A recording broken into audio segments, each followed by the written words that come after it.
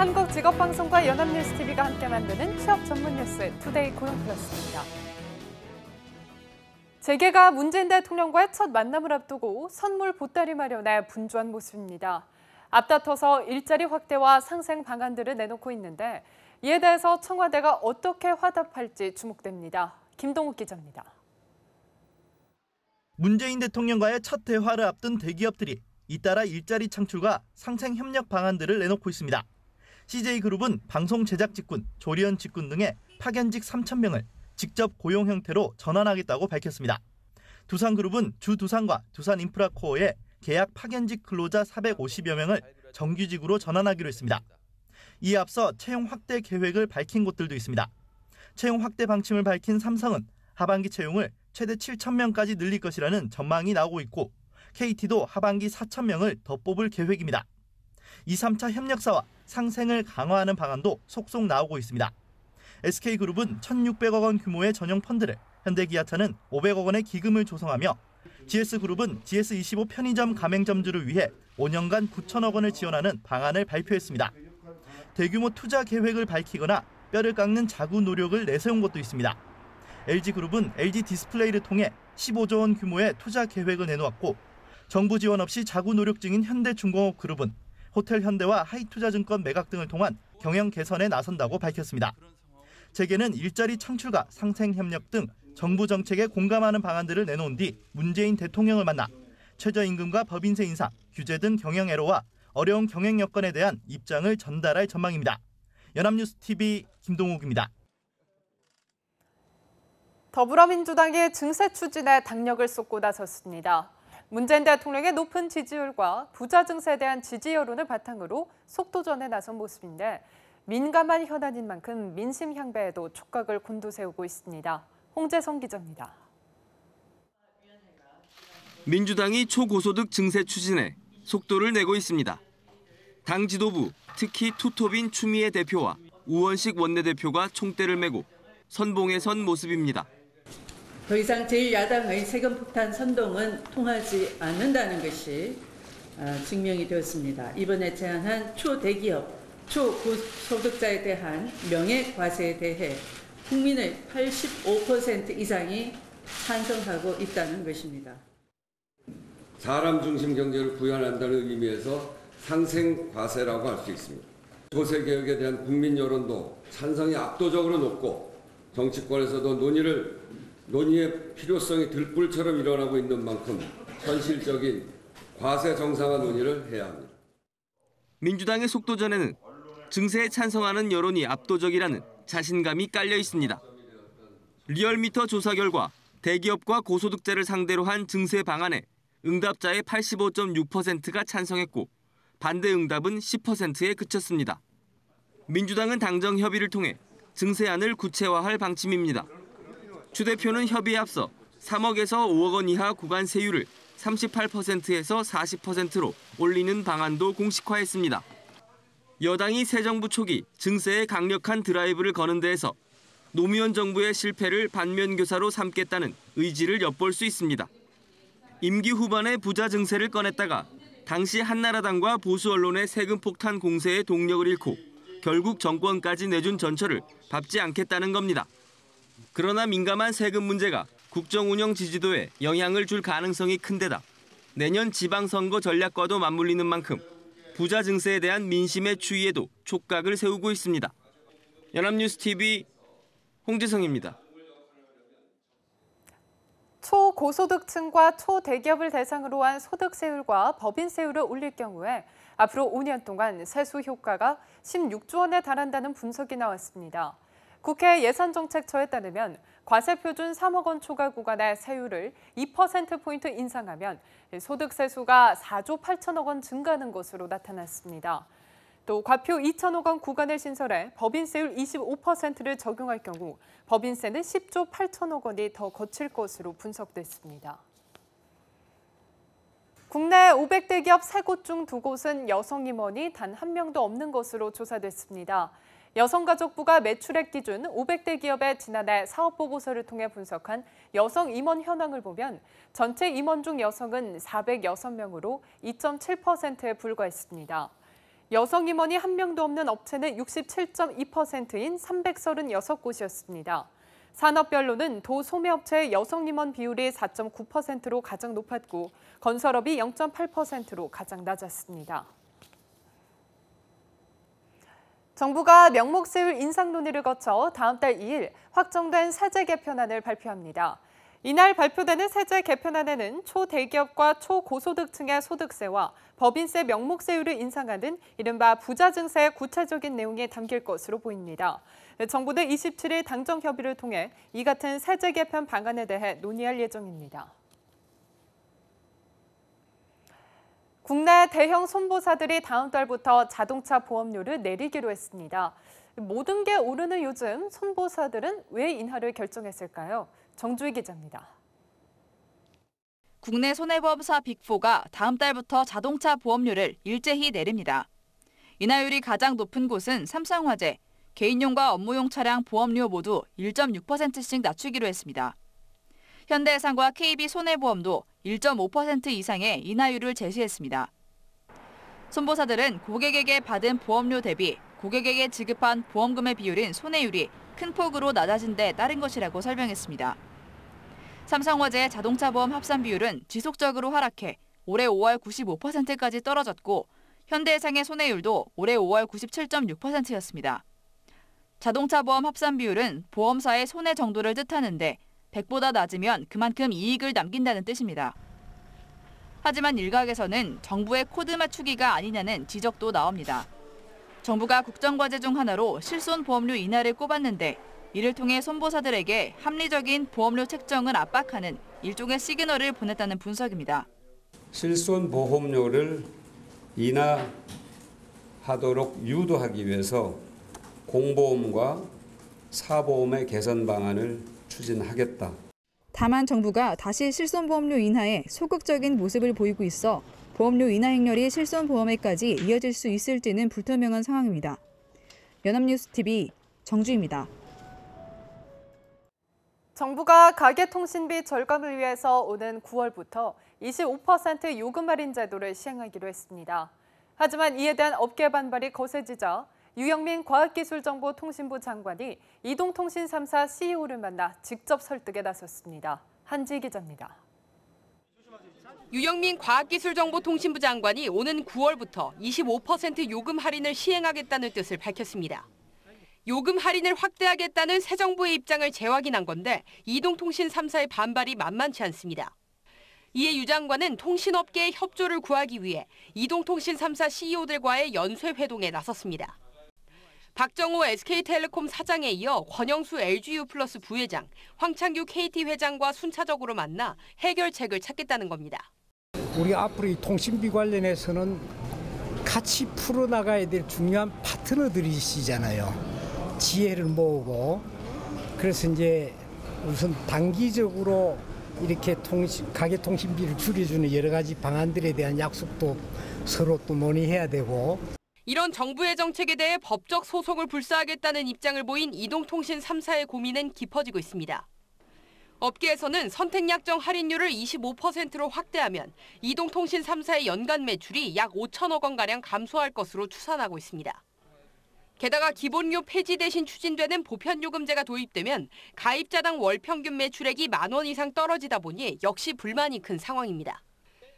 세간판을 단 과학기술정보통신부가 통신비 절감 대책에 대한 업계의 불만을 불식시키는 동시에 소비자들에게 도움이 되는 해법을 찾을 수 있을지 주목됩니다. 연합뉴스TV 한지입니다. 지난 2분기 실질 국내 총생산 GDP는 지난 분기보다 0.6% 성장한 것으로 나타났습니다. 한국은행의 2017년 2분기 실질 국내 총생산 속보치에 따르면 올해 2분기 GDP 성장률은 0.6%로 다시 0%대로 떨어졌습니다. 민간 소비 부분이 0.9% 증가하며 예상 외 선전을 보였지만 수출 부분이 3% 감소하며 지난 2008년 4분기 이후 최저치를 기록했습니다.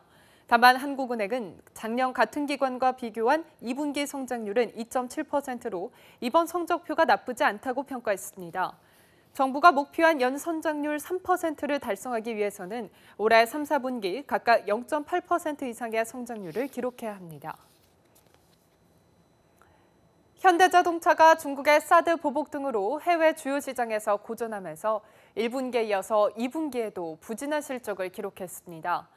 현대차는 2분기 영업이익이 1조 3,445억 원, 당기순이익 9,136억 원을 기록했다고 밝혔습니다. 지난해 같은 기간보다 영업이익은 23.7%, 당기순이익은 48.2% 줄은 수치입니다. 상반기 기준 영업이익은 2조 5,952억 원, 당기순이익은 2조 3,193억 원으로 각각 16.4%, 34.3% 감소했습니다. 이는 내수 회복세가 더딘 가운데 사드 보복, 수요 둔화 등으로 중국과 미국, G2 시장에서의 판매가 부진했기 때문으로 분석됩니다. 한국직업방송에서는 취업 포털 잡코리아와 함께 공동 제작하는 잡정보센터 금요스페셜 취업 어벤져스를 선보입니다. 2017년 하반기 대기업 공채를 앞두고 오는 28일 국내 최초로 TV와 모바일, 인터넷으로 동시 생중계되며 네티즌들과 실시간으로 채팅창으로 소통하는 쌍방향 취업 콘텐츠로 대기업 공채에 대한 취업 준비생들의 궁금증을 낱낱이 해결해 줄 것으로 보입니다. 첫 방송 28일에는 대학생들이 가장 가고 싶어하는 기업 1위, 현대자동차 공채 합격 전략을 짚어보고 채용 설명회에서는 해결할 수 없는 궁금증까지 시원한 해답을 제시합니다. 이후 8월 4일 한국전력공사 합격 전략, 8월 11일 CJ그룹 등 매주 금요일마다 취준생들에게 인기 있는 하반기 공채를 분석하고 합격 전략을 제시할 예정입니다. 생방송 시간인 오전 10시에서 11시에는 취업 포털 잡코리아에서 실시간 채팅으로 누구나 방송에 직접 참여할 수 있으며 대기업 공채에 대한 궁금증을 해결하고 직업방송 TV, 인터넷, 모바일 3가지 방법으로 시청할 수 있습니다.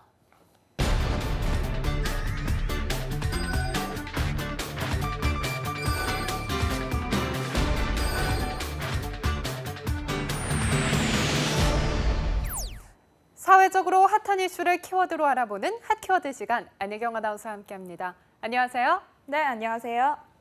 핫키워드 시간입니다. 어제 폭풍 성장 중인 중국 스타트업 시장에 대해서 소개를 해드렸는데요. 오늘은 그 2탄으로 중국의 창업 카페와 더불어서 중국으로 향하는 한국의 스타트업을 소개하고자 합니다. 네, 어제 중국 스타트업 편을 보고 많은 분들이 관심을 가져주셨어요. 주로 국내 치열한 공무원 시험과 낮은 취업의 문턱을 넘어서 전망이 밝은 중국 시장에 진출하고 싶다는 내용들이었는데요. 실제로 중국에서 스타트업을 할 수 있는 방법이 있을까요? 물론 있습니다. 그래서 오늘은 먼저 중국의 스타트업 인재들을 만날 수 있는 공간을 소개해 드릴 텐데요. 그곳에 가야 진정한 스타트업의 열기와 또 창업 정보를 얻을 수 있기 때문입니다. 네, 그렇죠. 그렇다면 그곳은 어딘가요? 어제 중국의 실리콘밸리를 얘기했었는데 혹시 그 중간층거리에 있나요? 네, 맞습니다. 어제 중간층거리에서 민간이 운영하는 창업 카페를 잠깐 소개해드렸었는데요. 오늘은 이 중간층 지역에만 존재하는 수십 개의 창업 카페 중에 대표적인 카페 2곳을 소개해드리려고 해요. 네, 대표적인 카페를 가야 진짜 알짜배기 정보를 얻을 수 있는 거잖아요. 어떤 곳인가요? 네, 일단 이 중간층 창업거리에 들어서면 불과 30m 사이를 두고 상징적인 카페 2곳이 눈에 띄는데요. 수많은 젊은 창업자들에게 창업 성지로 통하는 척후 카페와 3W 카페입니다. 먼저 2011년 문을 연 척후 카페는요, 중간층 지역에서 제일 먼저 문을 연 창업 카페인데요. 차고를 뜻하는 중국어인 척후는 애플의 CEO였던 고 스티브 잡스가 자신의 집에 이 차고에서 창업을 했다는 점에 착안해서 지은 이름이라고 합니다. 중국의 콘텐츠 전송 네트워크 회사 란신에서 예비 창업자들과 투자자들이 쉽게 만날 수 있는 공간을 만들어야겠다라는 생각으로 문을 연 곳인데요. 우리가 잘 알고 있는 샤오미 역시 이 창업 카페에서 탄생한 거라고 합니다. 네, 그렇군요. 샤오미 같은 국제기업이 이렇게 작은 카페에서 탄생을 했다니 정말 놀라운데요. 이 창업 카페의 어떤 장점이 이 같은 대형 스타트업이 탄생할 수 있게 만든 건가요? 우선 척후 카페의 특징은요, 이 창업을 준비하는 사람들에게 필요한 모든 서비스를 제공한다는 건데요. 월 100위안, 우리나라 돈으로 약 17,000원 정도만 내면 사무 공간부터 복사기, 프린터 등 모든 사무기기를 마음껏 이용할 수 있다는 겁니다. 하지만 이보다 더 큰 장점은요. 이곳에서 예비 창업자들끼리 정보를 서로 교환할 수 있다는 점이라고 하는데요. 이 창업을 꿈꾸는 청년들이 이 척구 카페에서 공동으로 회사를 창업하는 경우도 상당히 많다고 합니다. 실제로 이 카페에 들어서면 게시판에 동업자 또는 직원을 찾는 구인 광고가 빼곡하게 붙어 있다고 하는데요. 이렇게 막강한 네트워킹 덕분에 척구 카페에는 약 100여 개의 좌석에 항상 창업을 꿈꾸는 청년들로 꽉 메워져 있다고 합니다. 네, 함께 꿈을 꾸는 사람들과 만나서 새로운 일에 도전을 한다는 것만으로도 참 가슴 벅찬 일일 것 같은데요. 실제로 꽤 많은 수의 스타트업도 생겨났을 것 같아요. 네, 실제로 이 척구 카페에서는 지금까지 약 130개 정도의 벤처기업이 탄생했다고 하는데요. 이 카페에선 매월 정기적으로 창업 아이디어 발표회를 연다고 합니다. 즉석에서 창업 준비자와 투자자들 간의 투자가 이루어지는 경우도 빈번하다고 하는데요. 이미 70여 개의 벤처기업이 이 척구 카페를 통해서 자본금을 조달받았을 정도라고 합니다. 그래서 이 척구 카페 성공 이후에 이를 벤치마킹한 약 200여 개의 창업 카페가 중국 전역에 생기면서 이 창업붐에 박차를 가하고 있다고 합니다. 네, 이렇게 한 공간에서 아이디어와 투자를 모두 받을 수 있다는 점이 큰 장점인 것 같습니다. 또 다른 카페 역시 척구 카페와 비슷한 경우인가요? 네, 창업을 목표로 한다는 점은 같지만 지금 소개해드릴 3W 카페는 척구 카페와는 조금 다른 콘텐츠로 승부를 하는데요. 이 카페는 다양한 창업 행사를 열어서 정보 제공을 활성화하는 데 주력하고 있습니다. 가장 대표적인 예가 기업 임원이 강연자로 나서서 창업 방법을 알려주는 3W 공개 수업 교실인데요. 실무 현장에서 일을 하고 있는 강연자들을 통해서 해당 분야의 지식과 또 경험을 전해드릴 수 있기 때문에 청년들 사이에서 굉장히 인기가 높다고 합니다. 뿐만 아니라 이 투자자 티타임을 만들어서 투자자들과 1:1 투자 상담도 할 수 있는 시간을 연다고 하는데요. 이런 시간을 통해서 구체적인 투자 방법까지 배울 수 있다는 아주 큰 장점이 있죠. 네, 티타임 참 좋은데요. 창업을 하고 싶어도 막상 엄두가 나지 않은 창업 지망자들에게는 큰 인기가 있을 것 같은데요. 네, 그렇습니다. 그래서 이 3W 카페는 중관춘 본점의 성공을 계기로 프랜차이즈 사업으로 확장을 하고 있는데요. 심천 지역에만 무려 4곳을 운영할 정도로 그 인기가 정말 대단하다고 합니다. 그리고 중요한 건 이 외국인 역시 언제든지 이 창업 카페를 이용할 수 있기 때문에 스타트업에 관심이 많은 분들이라면 꼭 가보시길 추천해드립니다. 네, 그렇군요. 하지만 그럼에도 불구하고 낯선 외국인데 막상 진출하려고 하면 쉽사리 발이 떨어지지 않을 것 같은데요? 네, 맞습니다. 그런데 어디로든 뻗어나갈 수 있는 글로벌 시대인지라 정말 많은 사람들이 도전을 하고 있더라고요. 최근 중국의 스타트업 붐을 타고 한국 벤처기업들의 중국 진출이 활발해지고 있는데요. 정부와 지자체에서도 국내 스타트업의 해외 진출을 장려하고 있다고 합니다. 네, 더 넓은 시장에서 꿈을 펼치고 싶어하는 예비 창업자들에게 좋은 정보가 될 것 같은데요. 조금 자세히 알려주시죠. 네, 먼저 코트라는 국내 유망 스타트업이 중국 시장으로 진출할 수 있게 중국 벤처 캐피탈, 기술 파트너링 유망 기업을 초청해서 1:1 상담회를 개최하고 있습니다. 지난 2월에는 32개의 중국 기업과 국내 스타트업 51개사 등이 참가한 가운데 총 200여 건의 심도 있는 상담도 진행이 됐다고 합니다. 뿐만 아니라 인천 창조경제혁신센터에서 중국 현지 진출을 희망하는 예비 창업자와 기업에게 전문가 멘토링, 초기 투자, 중국 현지 기관 연계 등을 주선하고 있습니다. 관심 있으신 분들은 코트라와 인천 창조경제혁신센터를 활용해서 더욱더 손쉽게 중국 시장에 진출을 꿈을 이루시면 좋겠습니다. 네, 그렇군요. 치열하게만 보이는 취업 시장에서 조금만 고개를 돌리면 새로운 기회가 눈에 띄는 것 같습니다. 두려운 미래 때문에 창업을 포기하고 또 취업을 선택했던 꿈 많은 청년들에게 우선적으로 중국에서의 스타트업을 추천드리고 싶네요. 지금까지 핫키워드 안희경 아나운서였습니다. 고맙습니다. 네, 고맙습니다.